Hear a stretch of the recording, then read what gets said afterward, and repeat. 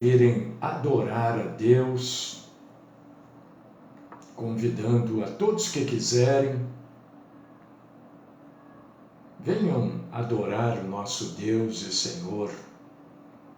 Só Ele é digno de adoração, de honra, de glória. Só Ele é digno de ser adorado, cultuado. Senhor, nosso Deus e nosso Pai, eterno e maravilhoso, Senhor de tudo e de todos, nós exaltamos o Senhor, adoramos o Senhor, cultuamos o Senhor e nos reunimos aqui, nos juntamos aqui para isso, para bendizer o Senhor, proclamar a Tua majestade, a Tua bondade, proclamar como o Senhor é bom e como qualquer pessoa pode te procurar, buscar consolo, buscar força, buscar tudo o que precisa em ti. O Senhor é Deus, único e verdadeiro.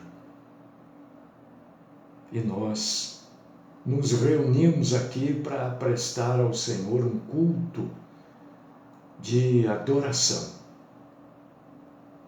honrando o teu nome, agradecendo o Senhor por mais um dia, por mais uma semana, agradecendo o Senhor porque o Senhor tem nos perdoado, o Senhor tem derramado perdão por sobre cada um de nós,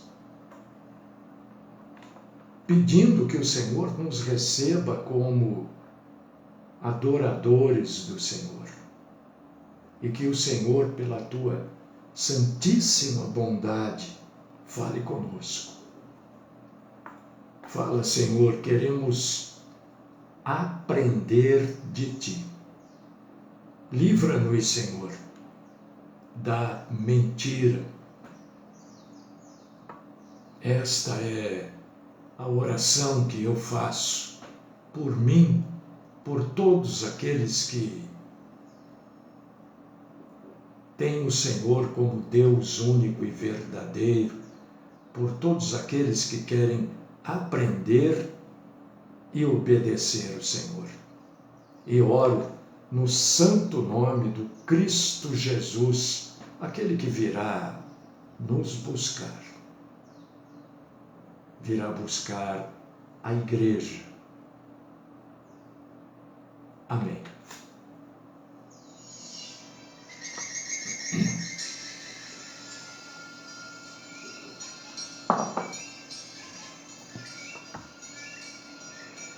Queridos irmãos, queridas irmãs em Cristo Jesus, hoje nós vamos falar aqui de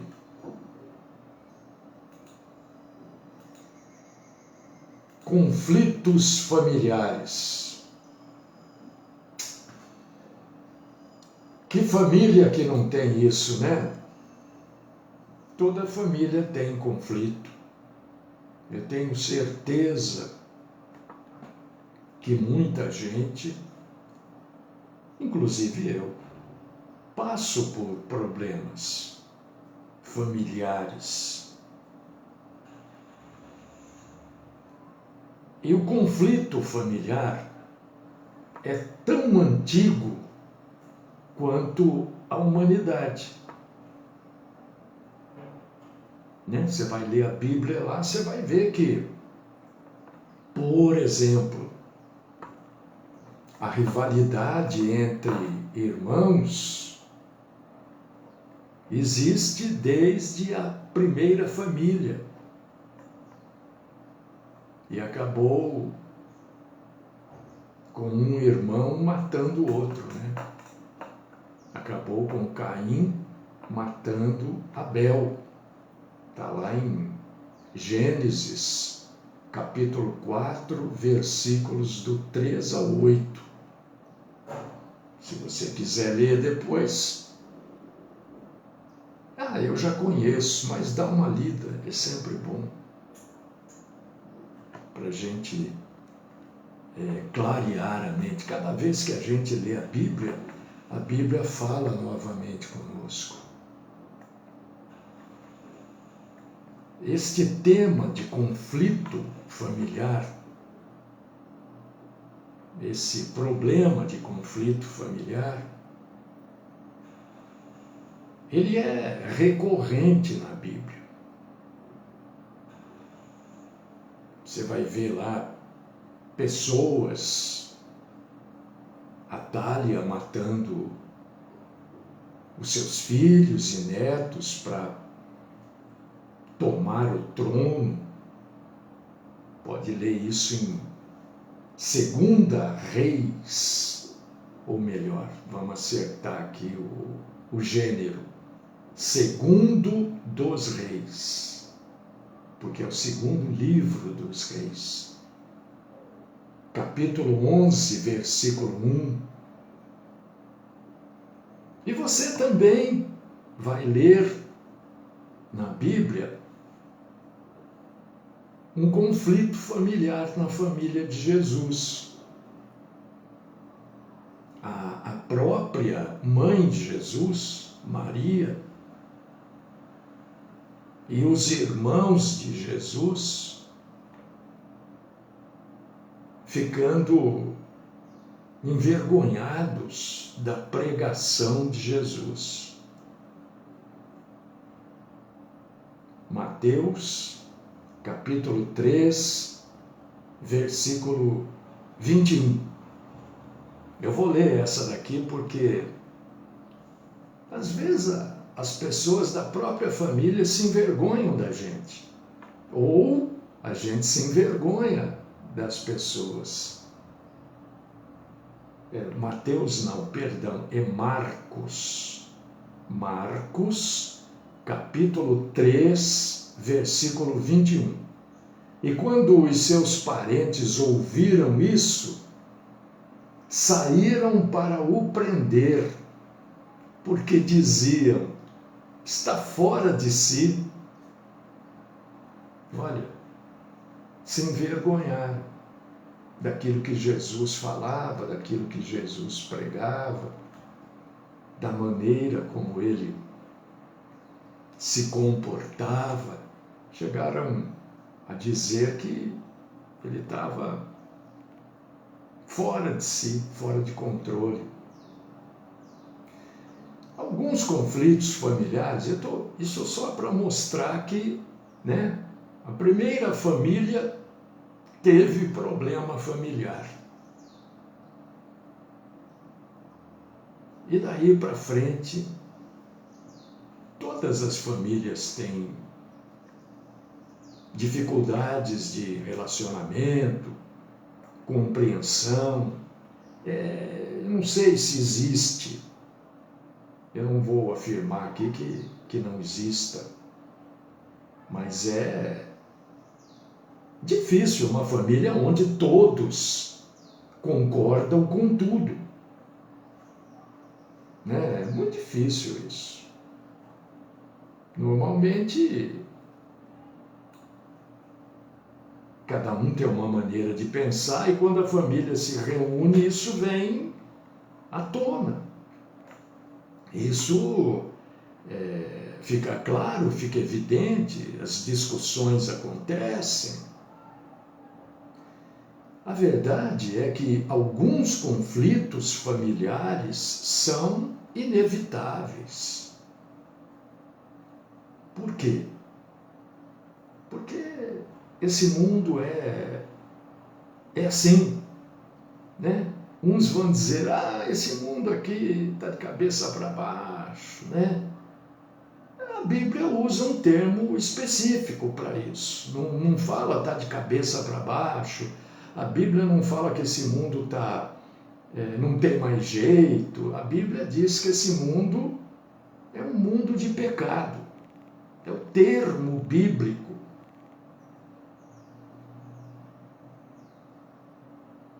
Por quê? Porque alguns aceitam, outros rejeitam Cristo. Bom dia, com uma alegria falar com você, viu? Você me é muito querida. Você, esposo, filho, nora, neta.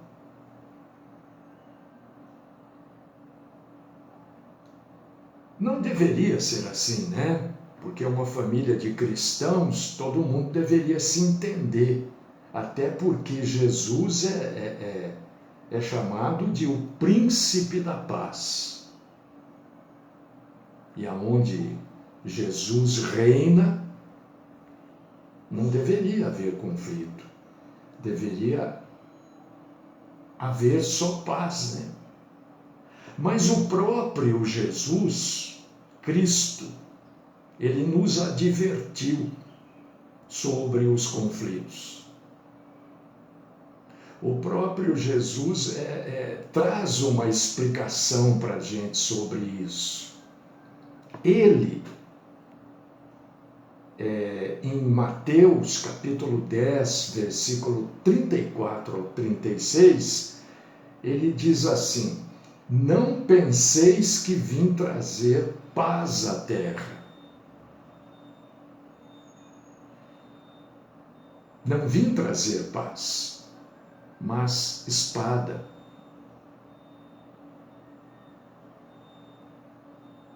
Pois vim causar divisão entre o homem e o seu pai, entre a filha e a sua mãe, entre a nora e a sua sogra. Assim os inimigos do homem serão os da própria casa. Jesus mesmo falou isso. O querido irmão que colocou essa figurinha aí, deixa eu dizer uma coisa para você.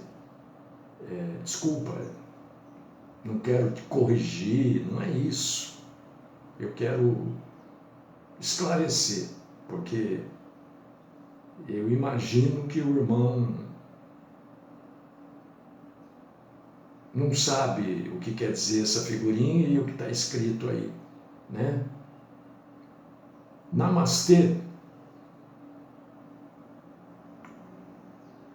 é um comprimento do hinduísmo e fala do espírito que habita em mim é o mesmo espírito que habita em você. Não tem ligação nenhuma com o cristianismo, né? Então eu, com todo respeito ao irmão, eu sugiro que o irmão, se for cristão, não use mais esse cumprimento para ninguém, tá? Porque não tem absolutamente nada a ver com o cristianismo. O único espírito que habita em nós cristãos é o Espírito Santo de Deus, tá? Então, só um esclarecimento. Por favor, não se ofenda, mas eu não posso ver e não falar, porque aí eu seria omisso. E uma coisa que eu não sou é omisso. Eu sou um monte de coisa, viu? Muita coisa eu sou. Poucas coisas boas. Mas omisso eu não sou, não. Então a gente vê que em todos os lugares, quando numa família alguém passa a ser, por exemplo, crente, como a gente é chamado, né? A família começa a rejeitar aquela pessoa. Começa a pôr defeito, a zombar, né? É assim. E aí pode até surgir um conflito familiar, né? Porque a pessoa, agora ele é crente, não sei o quê, entende? Infelizmente, eu perdi familiares assim, queridos, muito queridos para mim, na minha conversão a Cristo. Muitos familiares me escantearam, sabe? Me botaram de esquina, não quiseram mais a minha amizade. Vou fazer o quê? Eu sinto falta deles, eu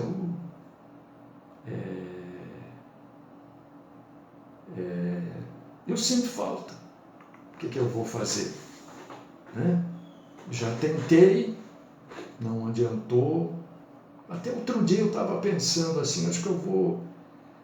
Depois eu pensei melhor, eu falei, não vou não. Deixa quieto. Não posso fazer nada. Não posso obrigar as pessoas a me aceitarem. E olha que eu não sou o tipo do crente chato, hein? Não sou. Pode ter certeza que eu não sou. Mas é assim. Deus tem alguns mandamentos claros para cada membro da família, né? E você pode ver que o conflito acontece quando esses mandamentos são desafiados. Aliás, sempre que a gente não segue as coisas, as ordens, as determinações de Deus, porque não adianta você querer ser uma pessoa, não, eu faço o que eu quero, não, você não faz o que você quer. Você faz o que um outro homem determina que você faça. Sempre. Ninguém é livre. E eu estava lendo um pouco esse final de semana aqui, eu estou repensando sobre o tal do livre-arbítrio. Estou repensando, hein? Se nós temos livre-arbítrio. Estou repensando.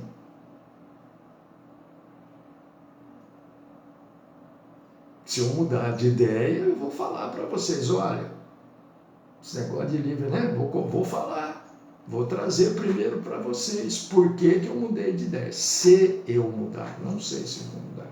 Estou pensando sobre o assunto, estou lendo, porque me interessou algumas coisas que eu andei aprendendo, tomando conhecimento sobre livre-arbítrio. Mas Deus nos orienta.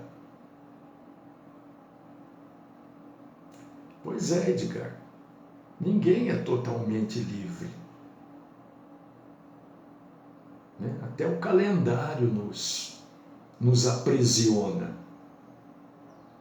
Né? Dia 10, pagar aluguel, pagar isso, não sei o quê, nós somos aprisionados. Mas vamos voltar aqui no conflito familiar.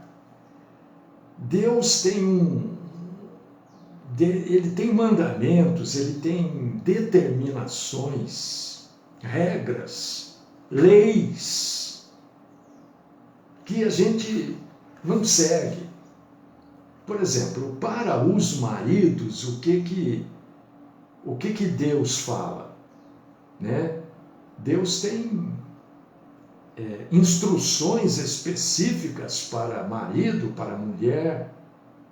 Os maridos, por exemplo, devem amar as suas esposas, como amam seus próprios corpos. É uma determinação de Deus. Está lá em Efésios, capítulo 5, versículos 25 ao 29. Os maridos devem dar para a mulher aquilo que lhes cabe, aquilo que lhes é devido. Deus também tem para as esposas um caminho especial para elas seguirem. As esposas devem respeitar a posição de liderança dos seus maridos. Hoje a gente já vê que isso está meio bagunçado, né? Está meio bagunçado. Está muito bagunçado isso. Mas está lá escrito que os homens devem amar as suas mulheres como eles amam o seu próprio corpo. Ninguém maltrata o seu corpo de livre e espontânea vontade. E então não podemos fazer isso com a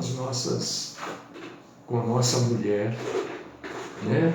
E a mulher precisa respeitar o homem como marido, como liderança da casa. Isso está em Efésios, capítulo 5, versículos 22 ao 24. Os filhos devem obedecer aos seus pais em tudo. Efésios 6:1. Por que os conflitos surgem? Por que tem briga na sua casa? Porque o seu filho, sua filha quer fazer do jeito que eles querem. E você diz não, sua esposa diz não, seu marido diz não, peraí, não é assim não. Efésios 6:1 diz assim: vós filhos, sede obedientes a vossos pais no Senhor, porque isso é justo. E os pais devem criar os filhos no Senhor. Efésios 6:4. E vós pais, não provoqueis a ira a vossos filhos, mas criai-os na doutrina e admoestação do Senhor. Os avós, deve ter algum avô e avó aí acompanhando a gente, né? Os avós devem se deleitar com os netos e compartilhar sua sabedoria com eles. Provérbio, livro dos Provérbios, 17, verso 6. A coroa dos velhos são os filhos dos filhos, e a glória dos filhos são seus pais. É assim hoje? Não é. É isso que vira aquela balbúrdia, aquela confusão. Não pode, biblicamente, não pode, cientificamente também, né? Não é só bíblico isso é científico também. Não pode haver contato sexual entre membros da família em primeiro grau. Provocar a ira não é você, Edgar. Edgar está perguntando aqui o que é não provocar a ira. Não provocar a ira é não exigir não exigir aquilo que os filhos não podem fazer, não podem dar. É determinar coisas impossíveis que eles entendam, que eles façam. Você não pode determinar para um jovem adolescente de 14 anos o que você vai exigir de um homem de 30.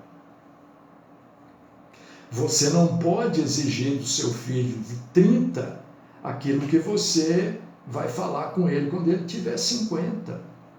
Porque aí você vai provocar uma raiva nele, porque ele não tem coisas que a gente só entende, só compreende com o tempo. Não é você exigir que ele faça aquilo que é devido na idade que ele está, no tempo de vida que ele está vivendo. Né? Então, provocar a ira é exigir coisas que não são normais. E você, eu digo você, qualquer pessoa, conhece seu filho melhor do que ninguém, você sabe do que ele é capaz e do que não é, o que ele entende e o que ele não entende, o que ele já tem maturidade para compreender e o que ele ainda é muito novo ou muito juvenil para entender. Né? Algumas pessoas usam esta passagem para que você não pode chamar atenção, que você não, muito pelo contrário, né? Porque diz aqui que nós devemos criar os nossos filhos no Senhor. Hoje também não pode mais ser assim. Algumas coisas hoje são consideradas maus tratos e vai por aí afora. Entendeu? É isso que é não despertar a ira. E não pode haver contato entre sexual, né? Pai com filho, irmão com irmão, essas coisas loucas aí que a gente vê por aí, né? Quando as famílias se alinham em seguir as orientações de Deus, os conflitos diminuem e os que surgem são de menor expressão.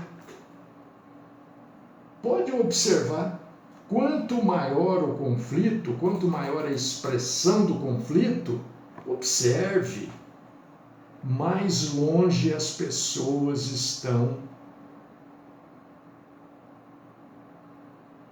de seguir aquilo que Deus deixou a respeito do assunto.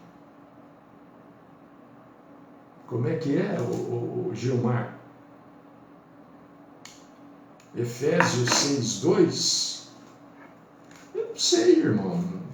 Eu preciso ver aqui qual que é essa promessa aí que você está falando. Vamos ver aqui.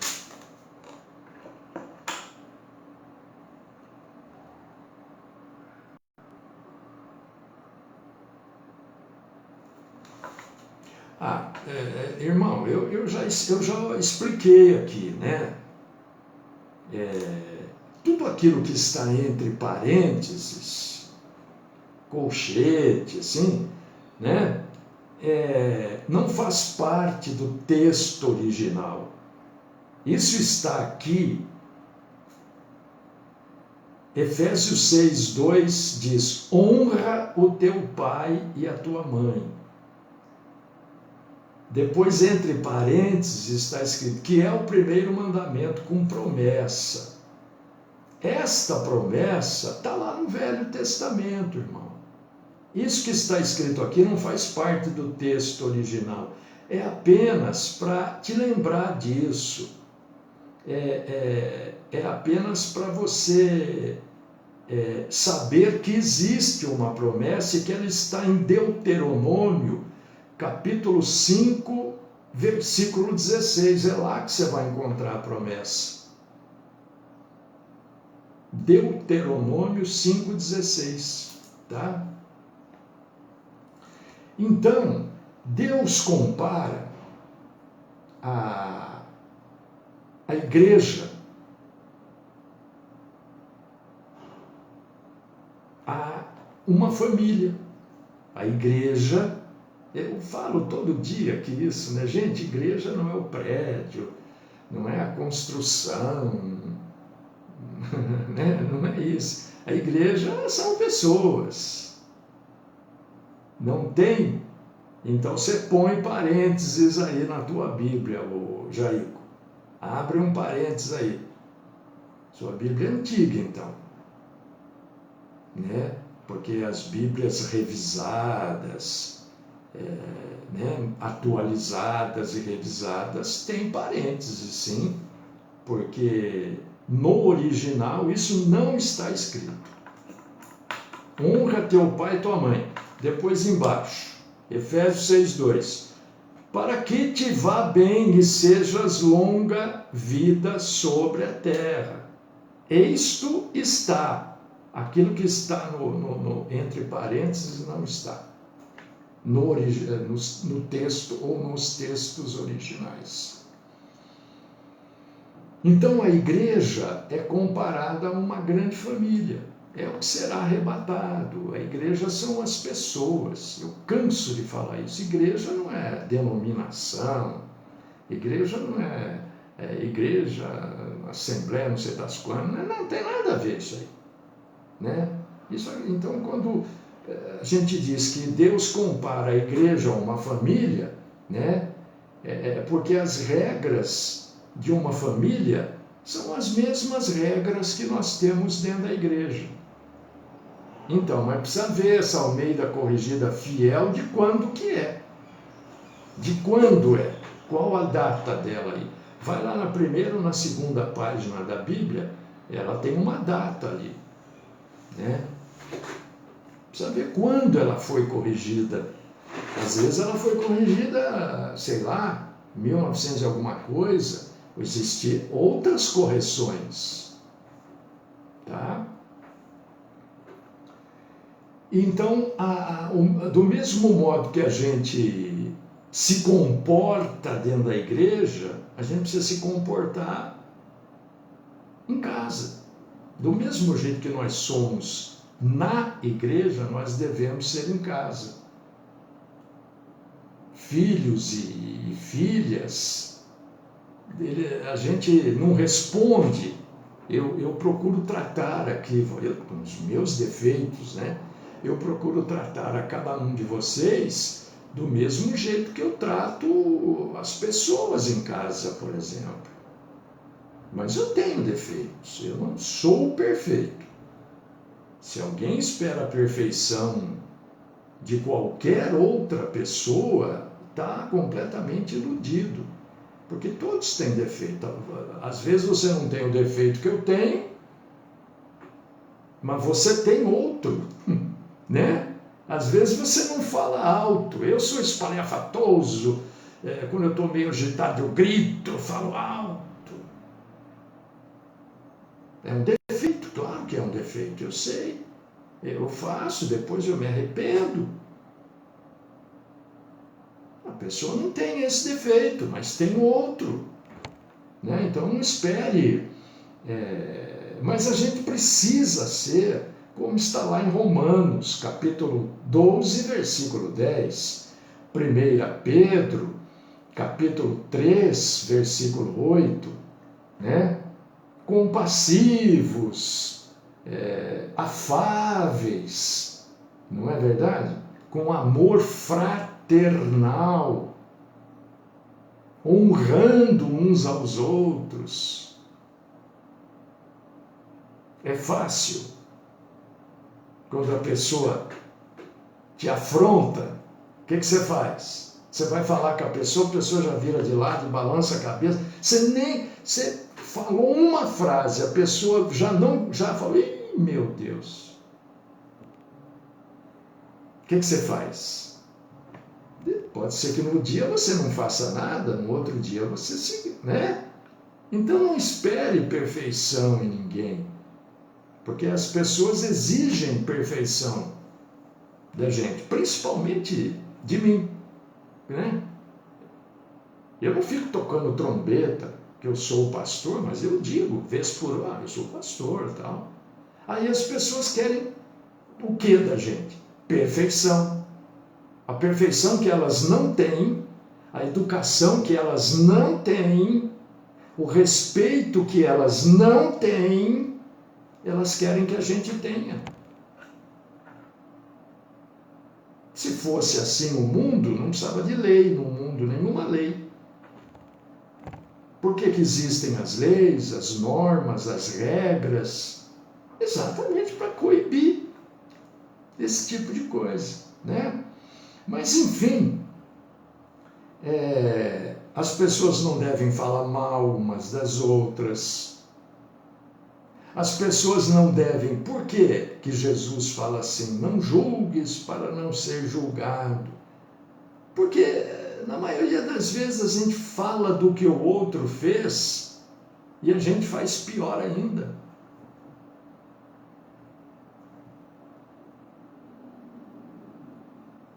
faz pior. Quantas pessoas têm um pouquinho de autoridade aí, já quer subir num tijolo, começa a fazer discurso, não é? Às vezes a pessoa tem uma autoridadezinha, já quer se colocar numa posição de... parece que é... Então, uma regra básica é a gente tratar as pessoas com respeito, com dignidade. Principalmente os familiares com quem nós convivemos. Agora, a gente precisa entender o seguinte: nós somos pessoas, nós somos seres emocionais. Você que está aí me ouvindo, me vendo, tem dia, não é todo dia que você é a mesma pessoa. Nunca. Você nunca é a mesma pessoa. Depende do seu estado emocional. E as outras pessoas não querem saber disso. Às vezes elas estão tão acostumadas em aproveitar de você, em desfazer, porque você, na maioria das vezes, não liga, passa por cima, faz de conta que não é com você, né? As pessoas se acostumam tanto que chega um dia que você fala: opa, peraí, eu não estou gostando disso não. Aí, o que é isso? Olha que sujeito malcriado, grosseiro. Não é assim? Às vezes seu filho está acostumado a ser malcriado, grosseiro com você, para não criar confusão, deixar para lá, vai. Aí chega um dia que você está pelas tampas. Aí você fala: ô fulano, vem cá. Não é assim que você fala. Eu sou o seu pai. Você precisa você precisa me respeitar. Aí sai o conflito, não é? Porque as pessoas querem sempre que você seja do jeito que elas querem. Não do jeito que elas se comportam para você ser, mas do jeito que elas querem que você seja. Você nunca foi maltratado numa loja? Você nunca ficou esperando num lugar que ninguém vem te atender? E ainda a pessoa vem te atender, depois você fala assim: o que está acontecendo? Eu esperei aqui um tempão. Mas você não falou nada. Mas eu tenho que falar, não é chegar e esperar a vez para ser atendido. Eu tenho que falar o quê? Eu vou falar agora, para que eu for atendido. Aí já começa. Não é assim? Então, nenhuma família está livre de conflito. Nenhuma. Só que quanto menos combustível para o conflito a gente der, menor será o conflito e mais rápido ele termina. Na maioria das vezes os conflitos vão e às vezes chegam a vias de fato, agressão, etc. Né? Por quê? Por causa do combustível. Mas nenhuma família, nem a sua, está livre de discussão, está livre de conflito. Eu gosto de azul. Tudo bem, eu gosto de amarelo. Não, mas o azul é mais bonito. É mais bonito para você. Para mim, bonito é o amarelo.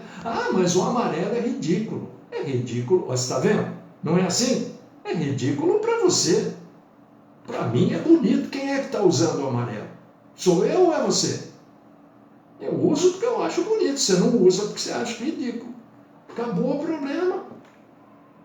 Mas você não tem gosto. Se você continuar, você vai estar pondo combustível nessa discussão. Encerra.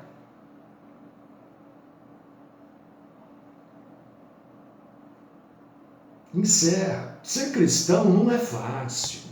As pessoas exigem muito da gente. E exigem o que elas não têm para dar. E não é todo dia que a gente está com paciência, né? Não é todo dia, né? Não é verdade? Chega um dia que você fala, ô cidadão, espera um pouquinho, vamos botar o pingo nos is aqui. O negócio aqui tem que ser assim, assim e assim. Senão eu vou reclamar, eu já estou reclamando, né?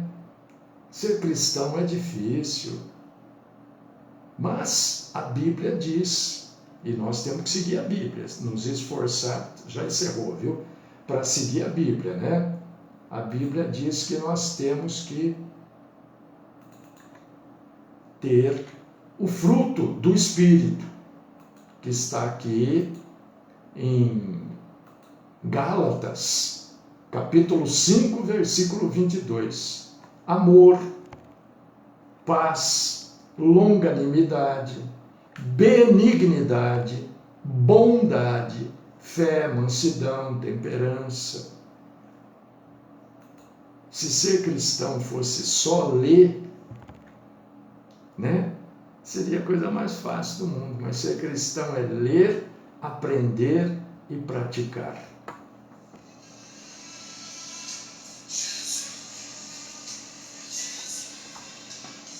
Senhor nosso Deus e nosso Pai, hoje nós abordamos um assunto assim corriqueiro, né? Nas casas, nas famílias, que é o conflito.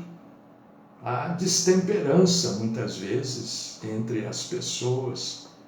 Que a graça do Senhor esteja conosco para a gente ter a capacidade de detectar essas coisas antes, não ficarmos pondo combustível nesta fogueira que é o conflito. Esta fogueira gosta de um combustível e muitas vezes a gente traz caminhões e caminhões de combustível.